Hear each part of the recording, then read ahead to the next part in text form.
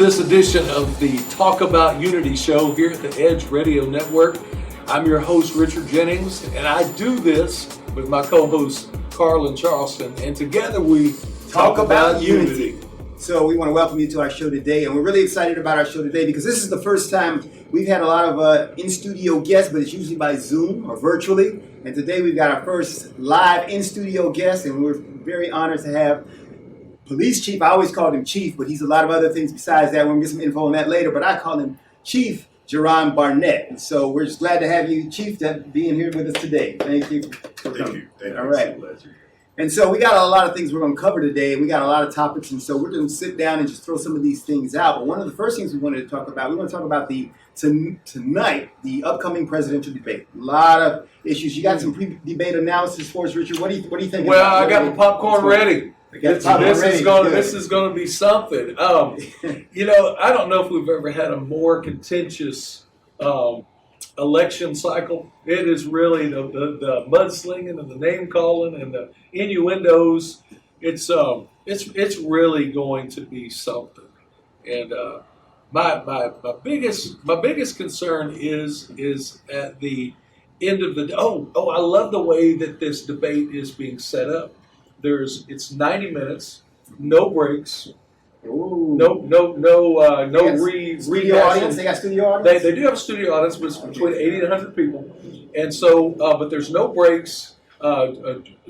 Trump is Trump. Trump said, "Okay, we're going to check, make sure he doesn't have an earpiece, so they can feed him questions or straighten him out when he messes up." And there's no spin room at the end of it. So you know how they normally. The Republicans will say, okay, so this is what he said, and this is really what he said. And then the Democrats will say, well, this is what was said, but this is what we really meant, or what it was really meant. But you got the different broadcasts, so like CNN will cover, Fox will cover, so they'll still have those spins. They will still do that. It just won't have anything connected to the actual debate location. So. Now, and of course, this is Wallace, right? So Chris Wallace is but it's not. Are they calling it is it called the Fox News debate, or is it called just the debate? Yeah, I think it is covered by all of them. CNN and all of them will be carrying it live. They will be carrying it live, but it kind of leans toward it being a Fox News thing because he is a Fox News reporter. Okay. What do you think about Chris Wallace, though? What do you think about him? He's chewed on Trump a bunch. I think he's an objective guy, and I think in today's media world where you got to be far left or far right, he's a guy who doesn't get enough credit because I've seen him be very tough on Trump, but he's all tough on Biden. He's tough on everybody. When he has an interview, he's just tough, and so whoever he interviews, they always say, that was nasty, that was mean. He's an objective guy. He didn't actually say it to his face, but pretty much he's saying, "Why are you treating me like a jerk? I mean, why are you a jerk?" Chief, what do you think? What are you doing, Chief? Well, this is the most different election cycle that I've seen, as an adult. But I think it's good too, and the reason why I say that because this is putting the weight more on the voter. Yeah. The voter really has to come out, and let his or her vote be counted. Whichever direction you go, Democrat or Republican, you really have to come out and you really have to vote this time. And if it's that important to you, you just can't sit back in the armchair, and say, oh, well, this candidate is going to have enough people to vote for them. My vote is not needed or is not necessary. But this particular election cycle, every vote is necessary. That's right. Everybody. I think one of the key things is that the point you were making is that people kind of have to be aware. They really have to educate themselves because with the current presidential candidates that we have, then there's a lot of negative both ways. Mm-hmm. And so it causes people to really look at, well, what do they think about things that are important to me? And so that's what we need. We need a more educated electorate. However that happens, that's what we need. Right. And I think then we'll start choosing leaders that, that reflect that we actually thought about our vote rather than people just voting because my skin color is this way, this is the way I vote, because of those crazy reasons that I think we voted in the past, which hasn't served us well for our politicians. Right. So So that's the presidential debate. And that's one of the big things happening. Now, before we get started on some of the other topics on the show, I want to give some more background on Chief. Chief was a military veteran, and I call him Chief because he was police chief, and we've got a lot of law enforcement issues and over the last year. And so we definitely want to cover some issues there. So let's talk about some of the stuff that's happening in some of these cities that is going on. Sure. And I want to really ask this straight up because I love talking to law enforcement people because people used to always tell me as a military veteran, they say, thank you for your service. And I used to say, we really all serve together because I saw the importance of all these other things. So one of the things COVID did, it let us know that not only are our military veterans appreciated, but so are these first responders, right. So our law enforcement. Everybody matters in the society, everybody matters. And so I want to talk to you and ask you some pointed questions about how would you respond to some of the chaos that we see in the cities? Let's say you are the police chief in some of these major cities that's happening. And some of these cities, especially I would think on the western part of the country, Seattle specifically, Portland, they've had a philosophy kind of not leaning into these protesters and letting them have their say. Mm-hmm. As a former police chief, what would you recommend and what would you do? Well, I think the very first thing that any chief anywhere has to look at is life and safety. Those are paramount. That's why we serve to protect life and supply those measures to keep individuals safe. Mm-hmm. It's really a weird mix, Colonel, because you have a political body. Sometimes those political bodies feel that they can sort of manipulate law enforcement to be what they want it to be. But law enforcement specifically is set up, to enforce those laws. Mm-hmm. Right. But and I don't want to sit back and try to Monday morning quarterback a police chief, right. But I would have basically looked at the safety aspect for that, and put that first. Now, sometimes that may be you saying you ignoring that political body and you doing what you have taken an oath to do. People they make a joke out of protect to serve, but basically that's your oath to protect the public and to serve the public. And that service has to be with decency and with honor, of course. Mm-hmm. So I would have just really let the safety be paramount, and whatever was necessary within those parameters lawfully, protect the public. Okay. So when you say lawfully, so when people get in some of these major cities, you've seen a lot of the looting and burning and mm-hmm. damaging. Is that the place where you would draw the line, or is some of that authorized? Because a lot of people have been saying, well, let's let that go. In some of these major cities, especially, I can always talk about Seattle and Portland. They kind of said, let's let them vent their frustration. Mm-hmm. Is that venting frustration authorized, or you've broken the law and you back down? No, that's criminal. Okay, that's just all right, just plain criminal. Yeah, that's not happening. Yes. I was taught in the academy. It's an old saying, where resistance ends, abuse begins. Mm-hmm. Okay, so to have a march to resist certain things, that's understandable. Mm-hmm. Everybody should have that right. Mm-hmm. But within that march, if someone take an idea that they're going to break a window, enter a business, and take what they want, that's criminal. So as an elected official, I serve as county commissioner. So for me to serve as county commissioner and sit back and say, hey, let them go ahead and bust the windows over there in that store, they're going to be okay. How can I effectively do that? Because to serve as commissioner, you also take an oath. So how can I serve as commissioner and be true to that oath and allow that damage to happen or to transpire? It's criminal. It's criminal. Good. All right. And so, we're going to get to some. Chief Barnett is the Water County Commissioner in Precinct 3. And so we're going to ask him some specific things about his area of jurisdiction in the Precinct 3. But I'm trying to milk him up to some of this law enforcement stuff right now. So, because we got so much of that time. I want to ask you a question about Breonna Taylor. And situation there. So where do you think, and kind of just a slight review, of course, they didn't indict anybody specifically in regards to Breonna Taylor's death, but they indicted the one officer for in wanton endangerment because he was firing indiscriminately. What do you think the right response, or what do you think, and do you think that it's not over? In other words, do you think it's not over because evidently they're beginning to now look into the warrant process, maybe they lied, or do you think that what they did was a logical outcome? The Kentucky Attorney General basically came up and said, we don't find that there was anything criminal about the fact that her boyfriend fired at them and they just responded and fired, and so she was killed, and so that's kind of like the end of it.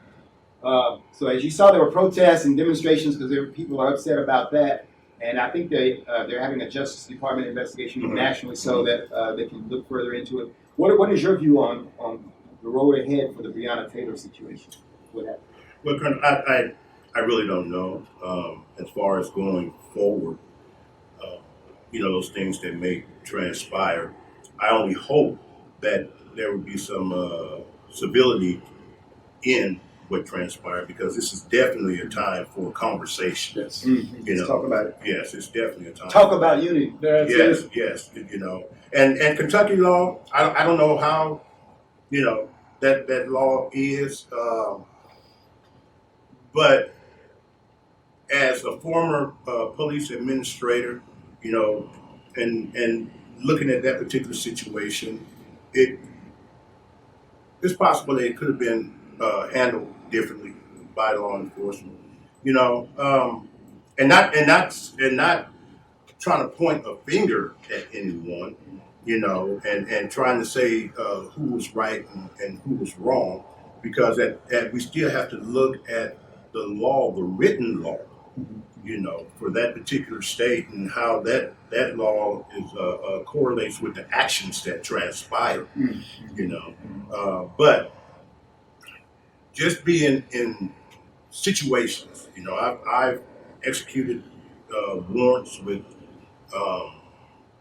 agencies that I work for, executed warrants with federal agencies, and maybe it's time that we take a look at how those warrants are executed.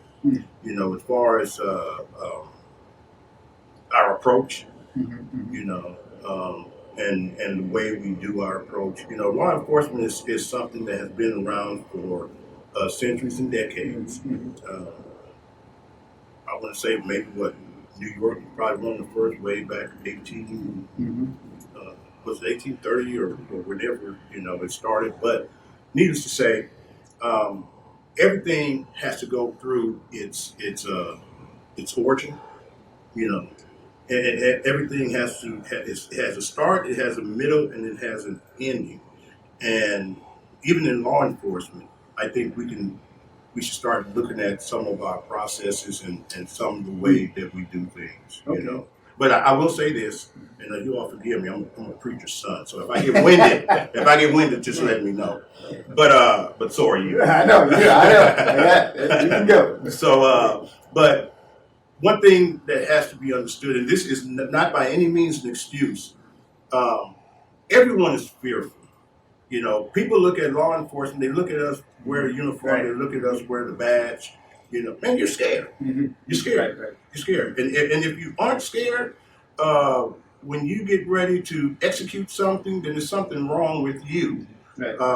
So maybe those are things that, we need to look at also, the training, redo training. Now, I don't think legislatively, I wouldn't want anyone that doesn't know anything about law enforcement to offer suggestions. Yeah, tell you what you need. That's just like me. Yeah, just like me. I don't know a thing about brain surgery, so I go crazy. Ben Carson, how to do something. Exactly. Yeah. Exactly. So that's really good, and I think you made a very key point. Of course, we're here on Talk About Unity, and because I'm the executive director of the Race American Unity Movement, and I think that the point you make about us being scared.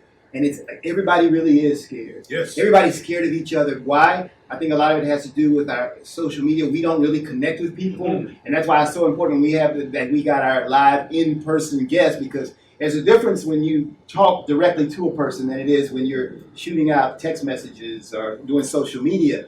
And that keeps us from really knowing people. So we think we know people. And think about you've been on social media and the hate that's generated. Oh, yes. And you can hate somebody from a distance. But when you start talking to them like this, something different happens. Right. There's something about that eye-to-eye contact that we make. And so I think we are scared. I made a post on Facebook last week where this lady walked up to this police officer in a car. And she said, I just wanted to tell you this. And she wrote him a letter and said, we appreciate what you all do. And it was a dark-skinned lady. He was a light-skinned guy, police officer. And can you imagine the bond that was after that? And I said, that's how we make change. Because she just wanted to say, thank you for what you do. And he then was able to reciprocate and say, thank you, whatever. So I'm doing the preacher's son thing now. I'm going to go on and on. All right, so we're going to cut and we're going to go to something. Richard, you got anything before I take up all the time? I don't want to monopolize the chief here. Man, this some of the is stuff we're talking about. I'll just say, looking at the debate tonight, looking at what happened with the memorial at Emancipation Park, looking at the no-knock warrants on Breonna Taylor, looking at so many things today. The gentleman, here's one of the things I wanted to talk about just real quick. There was a post that went viral. A dark-skinned guy wearing a red shirt was approached by a police officer. Maybe you've seen this. And he says, you fit the description of the guy we're looking for. I need you to show me your ID. He says, no, I'm not going to show you my ID. He goes, well, no, you fit the description of this person we're looking for. We have to see it. And so he resisted. I'm not going to show it to you. And so they put the handcuffs on him. Of course, they got his wallet once he was handcuffed and realized that it wasn't him. He was actually, they said he was an FBI agent or something like that. And so then that whole thing spun out. The whole thing could have been handled differently if you're not the guy. Like I said in my post, and this is where I bring it up now, is I said, man, show your ID. Be calm. Don't fight. Show your ID. It's over in 5 minutes. You go on about your day. The vicious attacks that I received by saying that, of course, I'm this name and I'm that name and I'm this, this is what, and I thought, we really can do a better job the way we post on social media, the way that we interact with law enforcement, the way we react with other parts of our culture, our community, and talking about things. It all comes down to what you said about that letter that she wrote to the police officer. She opened the door to proximity, which is the basis, the bedrock of relationship. And if we can sit down and have conversations and get to know each other and get together, then all of a sudden what's happening in your life matters to me because you're closer to me than you were before. Short story. I was in the hill country. He's not just a preacher's son, he's a preacher. So we're going to be here a while. All right, I'm a preacher, got a story. So when I was out there, I did a real good job keeping the fields not mowed so they have 9 baby deer running on the place. Well, this one young deer tried to jump the fence like the adults, caught its front leg, broke its neck, and didn't know it. But I went over and I saw the deer was moving, saw the buzzards circling. I'm like, no. So I went over and picked up this deer and realized something was wrong. Called the game warden. They put me through all the different tests. Sure enough, the deer was paralyzed. But we tried 2 days, massaging its neck, feeding it, giving it water, moving it, trying. Of course, there was no good, and so I had to put the deer down. And so after I put that deer down, the first thing I said was, who made that deer run too fast? Was there a car? Let's put some speed limit signs on the road. Let's shorten those fences. Trying to come up with all the reasons what keep these deer from getting hurt. And the memorial at Emancipation Park of this, these people that are losing their life for these social injustice things. I noticed on the stage, there was not one white person on that stage. There was one light-skinned lady that spoke just briefly and one Hispanic man that spoke, but the entire swath of humanity that was around this speech or this presentation of having this, it's a monument or a memorial for people all around that lost their life to injustice. And I thought 83% of the population is non-African American. And it just seems like the people on the stage really don't want the input and help of 83% of the population. I thought, no, we need to build a relationship and let everybody get on the tug of war rope. Let's everybody pull on this thing, because if we build relationship and we're one step closer to each other, then when injustice happens, you're going to have a whole lot more weight, a whole lot more influence, a whole lot more even rapport with those that the officers feel comfortable with, or the political decision makers. We have relationships sometimes, and then we can really push against some of these things that really should be addressed. Yeah, that's very important. I think in any major analysis you make, and I've been doing a lot over the last few years since I started my nonprofit, as I travel the country, and one of the things I look at historically is that Dr. King, along with the others who've made really good progress in this area, they talked a lot about integration. Right. I mean, integration was a very big word. You don't hear that much. No. You don't hear that, and we don't understand that there's going to be a difference if you come up with a solution that has the integration of all the people involved, vice one that only has a certain segment of the people involved. We are America, and we're kind of a different animal in the sense that we have a whole lot more diversity than most countries. Most countries are more monolithic, and so they might not have those issues as much as we have them. So you can easily disenfranchise somebody by just catering to your kind in America, and that can have very profound impacts. And so Dr. King, I was watching last night on PBS. They had this, it said, "Still I Rise, America After MLK."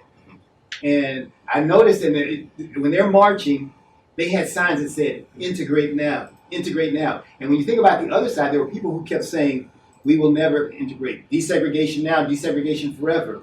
And so there's something very important, just like we were talking about, it's important that we bring people together and talk face to face. There's something very important about us integrating and becoming one. Sure. Kind of the thing you're talking about. When you have these things, it's easy enough for us to say, let's have a black-only thing. It's very easy to do that. Right. The question is, what kind of impact is that going to have? Is that going to have negative impacts later when you really want integration, when you want help from other people? You can't say, I'm going to be over here and do my thing, and I'll call you when I need you. We've got to integrate, and I think that's a very big part of what we do at the American Union. We talk about how we can work on these things together and bring about solutions to it together. You know, Richard, and what you were saying, you know, sometimes these groups don't want outside help. Assistance. Yeah, they don't. And the reason I believe sometimes because it weakens the stance. You know, if I'm saying this group right here does not want to help me or work with me, and no one from that group is here with me, you understand what I'm saying? Sure. Then it's easy for me to take that. It's easy for me to take this stance there, and it becomes stronger in the eye of the individual who really don't know, you know, what's truly going on or what that stance is. But if Richard would come over here to help me, you know, I can no longer say, well, that group over there doesn't want to help me. So it weakens my foundation now, Sure. you know, and I see that a lot now in this election cycle. Right. Yeah. Yeah. Sure. Yeah. Mm-hmm. So. Yeah, that's huge because all the things. And I mean, think about in your precinct. Tell us what the makeup is of your precinct, and like you're running for re-election now. Mm-hmm. What does it take for you to get re-elected? How do you campaign? I basically, right now in this pandemic, it's kind of hard, Right. you know, Mm-hmm. knocking on doors because some people just aren't going to open, you know. But social media, you know, I have a real good young man that's helping with social media. Well, you know, he's one of yours, Coach. Oh wow, yeah, okay, he's great, yes. So he's double time. Oh, He's volunteering for me. I don't pay him, but outstanding. Yeah, he's really good. He is outstanding. Yeah. You know, so we're doing the social media. Good. You know, and Waller County, as far as publications and things like that. Our newspapers we have two, Waller Times and Hotline Press.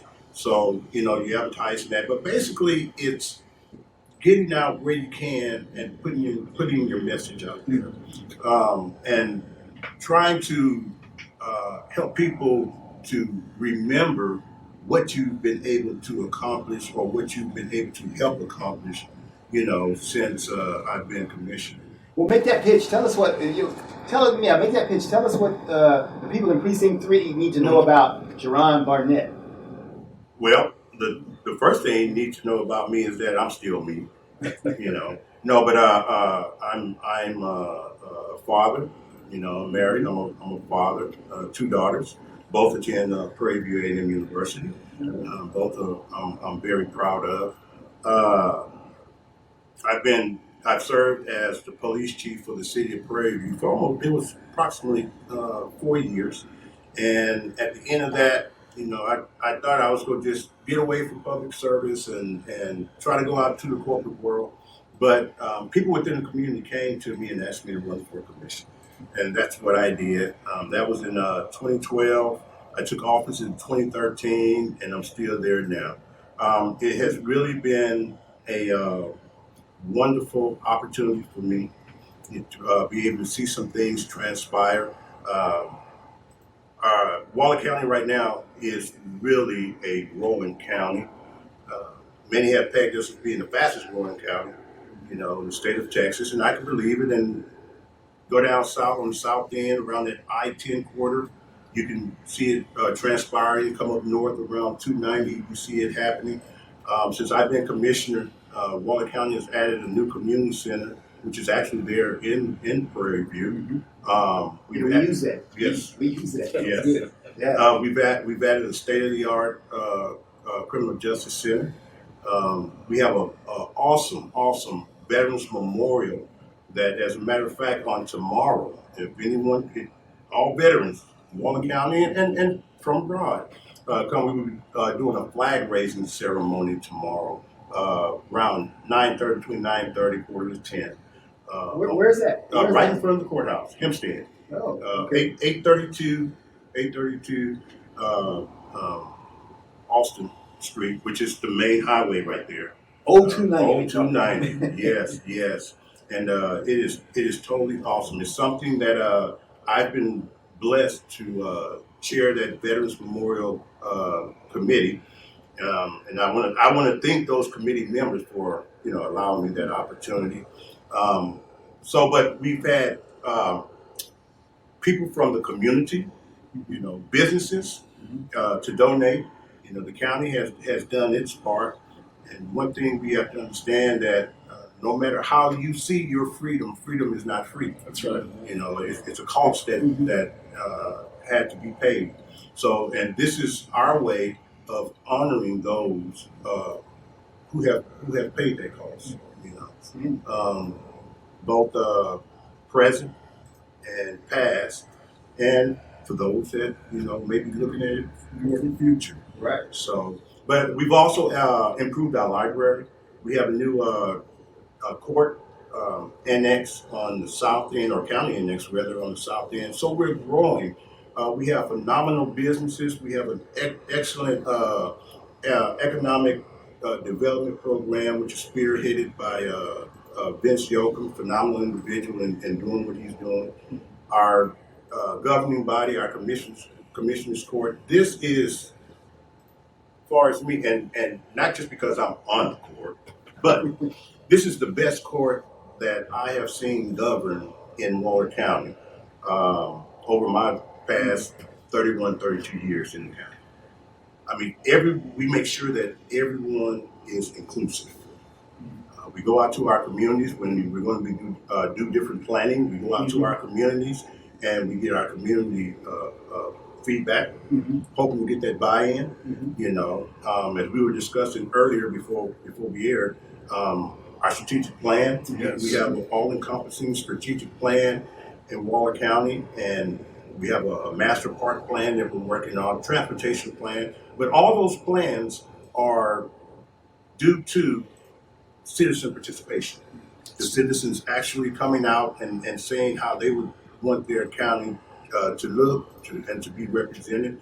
And I also want to give a shout out on the strategic plan to the extension co-op there at Prairie View A&M University. When we first started this thing in 2013, they were the first players on the field to help us with this. And then others came in and began to help us. Our present county judge, Trey Duhan, he did a great job in bringing outside sources and pushing this thing forward. When I first became commissioner, one of the things that I did not see was any type of planning like that. So I went to the county judge at that time, who was Judge Glenn Beckendorf. You remember Judge Beckendorf and Judge Becken and I was talking with him and asking about a plan for the county. And Judge Beckendorf said, "Well, Commissioner, I don't think we have any. Why don't you, So he told me to go to Prairie View A&M, which has been a wonderful resource and has really helped in all our planning, So, but we're growing. I thank God to be a Waller County. And we're going and we're going to continue. We're going to continue to grow, and go Bulldogs. Hey, we're all Bulldogs here. Yes, Let me ask you this about we're on that Prairie View thing. There's been growing up in Prairie View and then leaving and coming back. One thing that's been a constant is there's always been lawsuits between, and sometimes I'm not exactly sure, but Dwayne will always tell me what's going on. But there have been so many lawsuits where the university, I guess, against the county or whatever. What is the basis for that? And is any of that stuff still happening? Have they resolved some of those issues? Yes. Unfortunately, I can't speak on that right now because we are presently involved in one of those issues. But it is something that been nagging for a long time. Yeah. So, does it appear that we're making progress? Are we really addressing the actual issues now? And what has been the reason why it's taken? Yes, I say we are, especially with this court that we have now. Okay. I say we are because this court has taken every measure once again to make sure that everyone is inclusive. Okay. So that kind of ties into. I want to ask, what is the atmosphere? You talked about the inclusive court, and so we're making some strides in what I call the era of Black Lives Matter. Mm-hmm. How has that been affecting both the work of the court and Waller County in general? What's your view on Waller County in general and how the court is playing? Right. Carl, with the Commissioner's Court and within the county itself, we've done things that, once again, like I said, I haven't seen done before. Internships. We have internships, bringing in students from Prairie View A&M University. Our district attorney has a program that he initiated to help those that have had instances with the law, brushes with the law, to help them out. And if they complete this program, it will help them in the future as far as keeping their records from being damaged. Because, sometimes the slightest little thing can, and especially for a college student, you get that on your record now, it damages your life forever. And our district attorney, Elton Mathis, has done a phenomenal job in helping to make sure that those light brushes with the law, now the individual has to pay their penance, right? But to make sure that it doesn't become a crippling thing to their future. So, and that was something that we hadn't seen before. We hadn't seen before. We're still working. As a matter of fact, I'm working with Congressman Mike McCall on our zip coding issue. As you know, Prairie View has 3 different zip codes. And economically, it's crippling. Because it doesn't show a designation, for the city of Prairie View itself, except, right now, we put in the address in one of the locating mechanisms, the university would pop up, but you still have the city itself. So Congressman McCall is working with me on that. He's being very, very aggressive with that, and I think we're going to get something done. All this stuff, it takes time, of course. You can start today, and it may not come to fruition until 3 or 4 years from now. But you have to plant the seed, to get it going. I really think some of those things on that particular issue with your future planning, Mm-hmm. we had talked earlier, Yes. 10, 15, 20, 25 years into the future, Mm-hmm. embracing residential, commercial, the university, so many things. Business is coming. Oh, yes, they are. So we can either manage change or get run over by Mhm. change. Mhm. I believe one of the things that is going to be fixed, a byproduct of progress and growth and development, is this whole zip code thing is going to have to be taken care of. Right. Because people are going to occupy that space. Oh, yes. That space is going to have an address. So, Yes. So it has to be Yes. addressed. And the thing about it is that Prairie View isn't the only city that's having to share a zip code. Further down south, the city of Patterson is also having to share a zip code with the city of Brookshire. So it makes it hard to have your economic footprint and your identity when you're doing that. So, but I'm after talking to Congressman McCall, I feel that we're going to get, something done behind it, but it's going to take time, and everybody needs to understand, that they have to give us the opportunity within that time to get these situations taken care of. And I look at the infrastructure, and you look at Prairie View, and we got about 5 or 10 minutes left, and I'm gonna end them with talking about this because it's kind of the story I think of our country, America, Mm-hmm. is that we have some bad history, across America, and we know a lot of that it was along racial lines.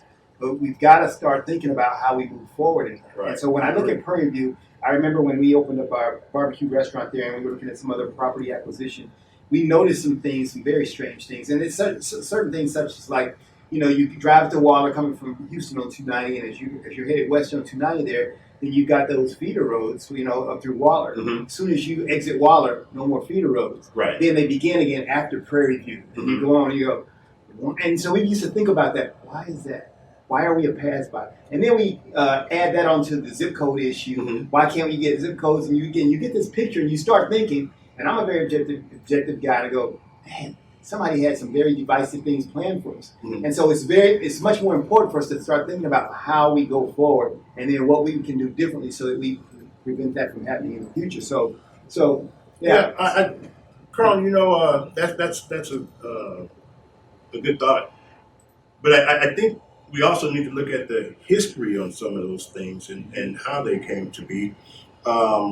Since I became commissioner, it's my understanding that one of the reasons why we don't have those feeder roads is because whoever were the elected officials at the time, and this was a municipality, that they didn't want the road to go straight through as it does coming out of Waller and going into Hempstead. They wanted to go underneath because they didn't want the noise disturbing the local residents, So with that road going under and having the overpass and you have to go underneath University Drive there to continue east or west on 290, that presented a problem too as far as the service roads. But trust me, TxDOT is looking at that, and I think because when you get into that, then you get into the